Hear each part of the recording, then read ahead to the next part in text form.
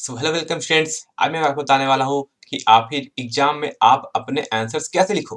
कैसे टॉपर्स के मार्क्स बोलते हैं इतने 95% 99% मार्क्स कैसे आते हैं। क्या ये अलग स्टूडेंट्स हैं? क्या ये आपसे डिफरेंट है? नहीं, ऐसा कुछ नहीं है। स्टूडेंट्स वो आपकी तरह है, जैसा आप है वैसा स्टूडेंट्स है। थोड़ा सा डिफरेंस हो सकता है कि इन्होंने प्रिपरेशन अच्छी से की हो, उन्होंने बहुत पहले प्रिपरेशन किया हो, आपको टाइम कम मिला हो या आपको ऐसा रिसोर्स नहीं मिल पाया हो। फिर भी इसका मतलब ये नहीं है कि आप इतने मार्क्स नहीं ला सकते हो। टाइम बचा है, टाइम है अगर आपके पास तो आप पढ़कर भी उतने कुछ ला सकते हो। तो बात करते हैं हम आपको बताने वाले इस वीडियो में कि टिप्स एंड ट्रिक्स कि आप कैसे एग्जाम में आंसर्स लिखो, यानी कम टाइम का मैनेजमेंट करके आप कैसे लिखो तो आपके कैसे 90% मार्क्स भी आप ला सकते हो। ये टिप्स किसके लिए है? वो हर बोर्ड स्टूडेंट्स के लिए, यानी ये आपका हर, चाहे वो जितने भी बोर्ड्स हैं ना, स्टेट बोर्ड्स हो चाहे वो सेंट्रल बोर्ड्स है उनके लिए भी है, चाहे वो अदर स्ट्रीम्स के भी हो ना, क्यों ना वो class 10th 9th 12th 11th 12th science arts commerce किसी भी स्ट्रीम्स के हो, सभी के लिए ये चीज मैं एक कॉमन टिप्स है, ट्रिक्स है। तो बात करते हैं हमारा सबसे पहला कि आप सभी को पता है कि अब आपका एग्जाम आ चुका है। 1 महीने बाद या 2 महीने बाद आपका एग्जाम होगा। सभी टेंशन में है, सर कोर्स कंप्लीट नहीं हुआ है, कैसे पढ़े, रिवीजन कैसे करें, क्या करें, कैसे आंसर लिखें, टाइम कम मिल रहा है, पैटर्न चेंज हुआ है, 2 साल से उन्होंने कोई एग्जाम नहीं दिया है, तो कैसे करेंगे एग्जाम का पेपर, कैसे लिखेंगे पेपर। तो मैं बताऊंगा कि कुछ टिप्स हैं जो हमने अप्लाई करते हैं, जो हम अपने हर साल स्टूडेंट्स को देते हैं, और कैसे स्टूडेंट्स अच्छे मार्क्स एग्जाम में लेकर आते हैं, यानी कम टाइम में भी एक 100% इफिशिएंट अपना रिजल्ट देना।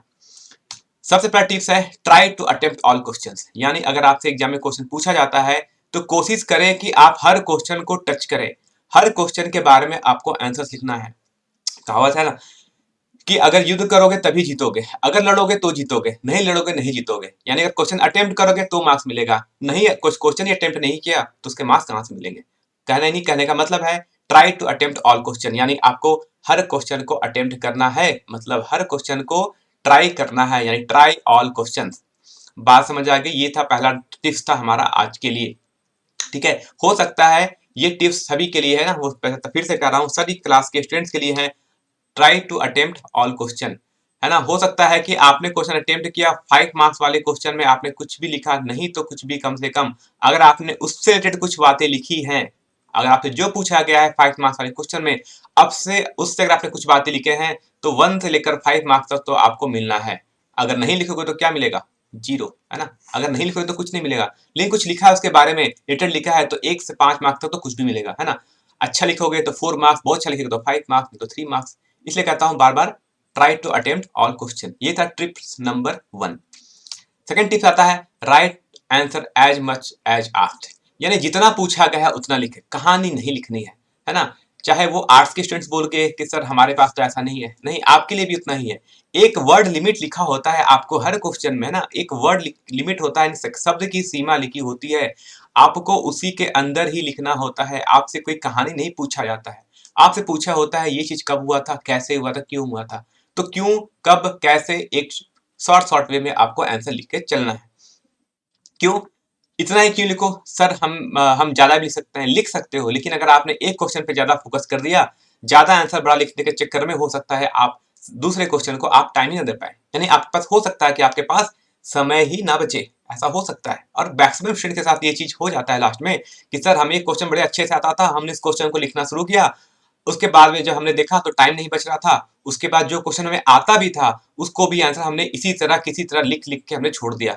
मतलब जिसका और अच्छे क्वेश्चन जिसका हमें आंसर आता था उसका भी हम आंसर अच्छी तरह से लिख नहीं पाए। इसलिए कहते हैं एक शब्द सीमा, यानी एक वर्ड लिमिट के अंदर ही लिखो, मतलब जितना पूछा जाए उतना लिखो, यानी जितना कहा जाए उतना कार्य करो। बस यही फंडा यहाँ भी लगाना है ना, इधर उधर की कोई बातें नहीं करनी है। बात समझ आ गई तो बात करते हैं हम 3 नंबर में।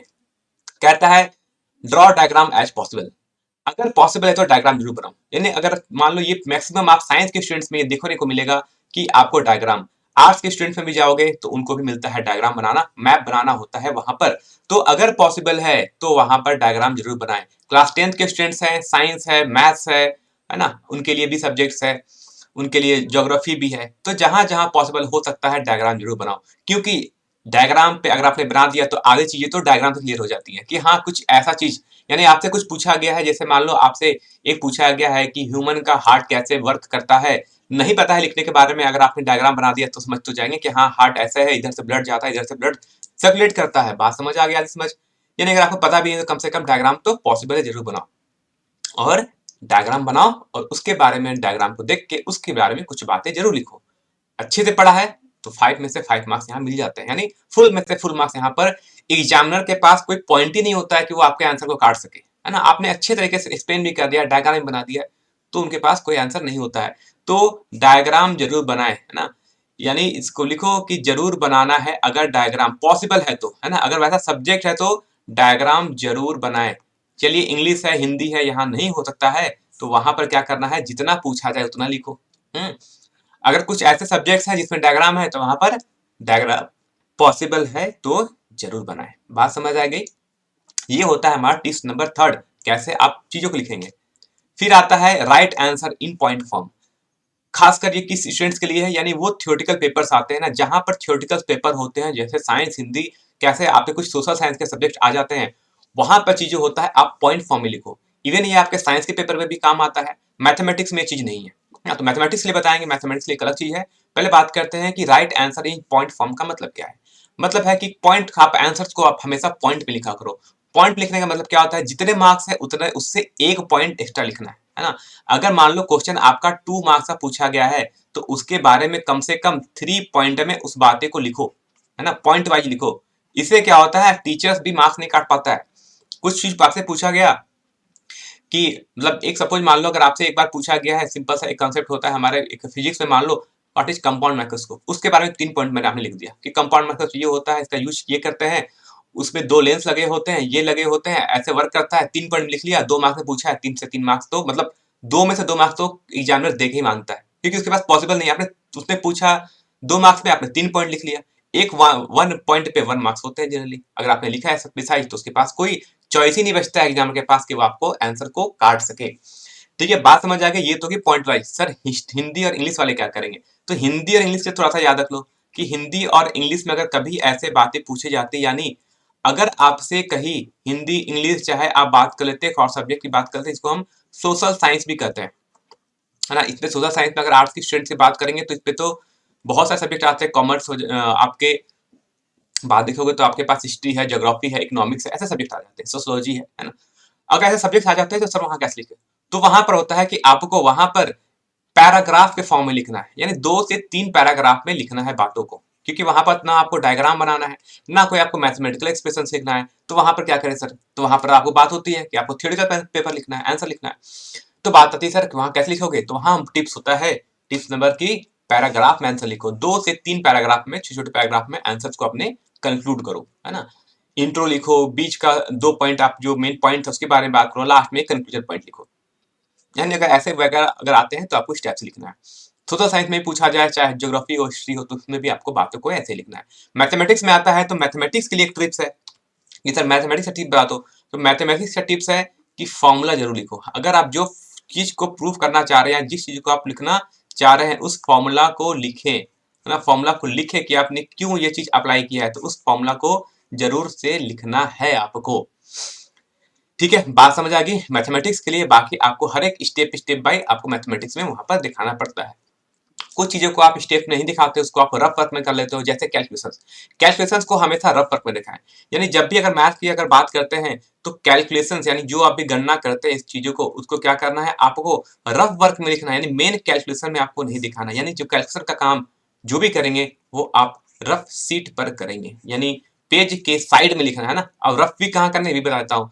रफ सीट का यूज करना है, रफ सीट का यूज करना है। या फिर एक टिप्स मान लो मेरी, क्या बात, कि मान लो अगर आप ये आपका पेपर है, ठीक है, पेपर है, तो इसको क्या करो, एक पार्ट में साइड में लिख दो, इस पार्ट को ही, इस पेज को डिफाइन कर दो, और यहाँ लिख लो रफ, है ना। ये किसके लिए मैं बता रहा हूँ, थोड़ा सा मैथमेटिक्स के लिए, या कुछ ऐसे पेपर्स जहां पर कैलकुलेशंस होते हैं।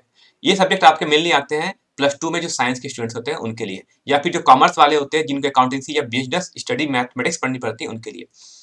उनका टिप्स क्या है कि जो भी कैलकुलेशन आप कर रहे हो, मानो आपने जहां जो भी फॉर्मूला लिखा, इस फॉर्मूला का जो भी कैलकुलेशन था, है ना, इस फॉर्मूला का जो भी कैलकुलेशन था उसका रफ वर्क आपको यहाँ दिखाना है साइड में, जहां आपने रफ लिखा है, ताकि एग्जामिनर को पता चले कि आपने आंसर लाया तो आपने आंसर लाया कहाँ से, तो हाँ सर बगल में हमने रफ वर्क किया था। बात समझ आ गई। ये होता है हमारा कैसे पेपर को अटेम्प्ट करने का तरीका। और लास्ट टिप्स बताता हूँ थोड़ा सा, बहुत से स्टूडेंट्स के लिए ये मेजर प्रॉब्लम रहा है कि जब उनके पास साइंस जैसे सब्जेक्ट्स में, क्लास 10 में आप साइंस पढ़ोगे, है ना, उसमें पढ़ोगे, इकोनॉमिक्स पढ़ोगे, ऐसा सब्जेक्ट आता है, या फिर साइंस, अगर प्रॉपर साइंस की बात करो तो आप फिजिक्स में फंसते हो, बायो में फंसते हो, ऐसा सब्जेक्ट से आगे फंसते हो, या केमिस्ट्री में फंसते हो, तो सर हम थ्योरेटिकल पार्ट पढ़ लेते हैं, जब न्यूमेरिकल आता है तो सर हमसे हो नहीं पाता है। न्यूमेरिकल में हम फॉर्मूला लिख पाते हैं, लास्ट में क्वेश्चन को सॉल्व नहीं कर पाते हैं। तो एक ट्रिक याद रखना हमेशा, एंड तक जरूर जाओ, लास्ट में अगर टाइम नहीं बचता है तो कैलकुलेशन में बहुत ज्यादा टाइम वेस्ट नहीं करना है ना, टाइम वेस्ट नहीं करना है। कैलकुलेशन में लास्ट आके छोड़ सकते हो, यानी कम से कम आपको एग्जामिनर को तो ये तो पता चल जाए, एग्जामिनर को ये लगना चाहिए कि आपको चीजें आती थी, टाइम के कमी के कारण आपने कैलकुलेशन नहीं कर पाए। ठीक है, बात समझ आ गई। एग्जामिनर को ये माइंड में लगना चाहिए, और एग्जामिनर को ये लगता भी है। जब भी कोई स्टूडेंट लास्ट में कैलकुलेशन पूरा नहीं कर पाता है तो एग्जामिनर को ये लगता है कि हाँ, इस स्टूडेंट को आता तो था लेकिन टाइम कम था और इसने ये क्वेश्चन अटेम्प्ट नहीं कर पाया। ठीक है, एक बहुत बड़ा टिप्स है जो आपका भी लास्ट क्लास में बताऊंगा कि मैं इतनी बातों को क्यों कर रहा हूँ, ऐसे लिखने के तरीके क्यों बता रहा हूँ। ठीक है, बात समझ आ गई। यहाँ पर मैंने क्या क्या बात किया है ना, कि कैसे कैसे आपको लिखना है। तो हमेशा आंसर लिखना है, यानी कैलकुलेशन कंप्लीट नहीं हो भी तो भी चलेगा। और एक बात, यूनिट हमेशा लिखो। जब भी आप कैलकुलेशन करते हो, मान लो आपने वेवलेंथ निकाला, हाँ, किसी चीज के आपने तरंग का, मान लो एक वेव का आपने वेवलेंथ निकाला, तो उसका यूनिट जरूर लिखे, यानी इसका कुछ भी जो यूनिट आ रहा है तो यूनिट लिखे, यानी यूनिट लिखना ना भूलें। यूनिट लिखना ना भूलें, यूनिट तो आपको लिखना है, लिखना है। यूनिट पे अगर आपने नहीं लिखा, मान लो आ गया वेवलेंथ 100, अब से बताओ सर 100 क्या है वेवलेंथ? 100 सेंटीमीटर है, मीटर है, किलोमीटर है, वो एग्जामिनर क्या जानेगा? वो तो सोचेगा कि 100 कुछ भी हो सकता है। तो आपको लिखना पड़ेगा, नहीं सर ये वेवलेंथ 100 सेंटीमीटर है या मिलीमीटर है। तो यूनिट लिखना ना भूलें, है ना। जब भी कैंसिल करते हैं तो लास्ट में यूनिट पे एग्जामिनर बहुत ज्यादा ध्यान देता है। हम जैसे टीचर्स हैं, हम भी बहुत ध्यान देते हैं कि स्टूडेंट ने यूनिट लिखा है कि नहीं लिखा है। तो इस पॉइंट्स को बाद में ध्यान रखना है। बात करते हैं लास्ट, तो ये तो चैनल रहा, अब एक पॉइंट की बात सुनो, जो मैंने कहा था कि लास्ट में आपको बताऊंगा।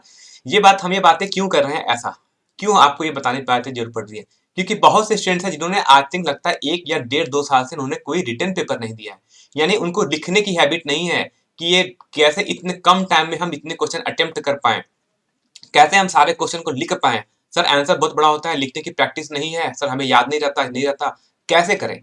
तो ये ट्रिक इसलिए है क्योंकि लिखने की हैबिट खत्म हो चुकी है। इसलिए मैंने कहा है कि आंसर को बड़े ही प्रिसाइज वे में लिखना है, इन शॉर्ट, और हर चीज को एक्सप्लेन करके, है ना। मतलब वो चीज क्लियर होना चाहिए कि आपने क्यों लिखा, हाँ ये लिखा है, एक्सप्रेशन लिखा है, ये फॉर्मूला लिखा है, इस पर न्यूमेरिकल लिखा है, बस। एग्जाम को यही चाहिए, यानी आपको साइंस आनी चाहिए, या फिर आपको उसके पीछे जो भी सब्जेक्ट्स है, चाहे वो आर्ट्स है, कॉमर्स है, चाहे वो क्लास 10th की बात करें, 9th की बात करें, कोई भी स्कूल क्यों ना हो, कोई भी आपके बोर्ड क्यों ना हो, उनको बस एग्जाम को ये लगना चाहिए कि हाँ, स्टूडेंट्स ने जो पूछा गया उन्होंने लिखा है। और एग्जाम को भी, और आपके एजुकेशन सिस्टम का मतलब यही है कि आपको चीजें आती थी, है ना। आपको उसके बारे में बहुत बड़ी कहानी नहीं लिखनी है, आपको जो पूछा जाए उतना ही लिखना है। ठीक है, तो बस आज की तरह कुछ टिप्स एंड ट्रिक्स था। ऐसे टिप्स और ट्रिक हम आपको लेकर एग्जाम से रिलेटेड और भी बताएंगे कि एक महीने में एग्जाम की प्रिपरेशन कैसे करें, कैसे करते हैं 1 मंथ का लास्ट टाइम पे प्रिपरेशन, क्या होता है टाइम मैनेजमेंट, उसको लेकर भी हम जल्दी आपको बताएंगे। इसलिए जल्दी से जो लोग नए हैं, एक बार चैनल को सब्सक्राइब कर दो, बेल आइकन को दबा लो। बाकी हमारे सोशल मीडिया की वेबसाइट है, याद करो हमारा झारखंड स्टूडेंट चैनल है, एक शिक्षा यानी फ्री एजुकेशन फॉर ऑल। मतलब हम इस चैनल के माध्यम से हम चाहते हैं कि हर वो स्टूडेंट्स जिसको ट्यूशन कोचिंग ना जा पा रहा हो, कॉलेज ना जा पा रहा हो, उनको अगर पढ़ना है तो इस चैनल पर आकर हमारे साथ फ्री में पढ़ सकते हैं सब कुछ फ्री।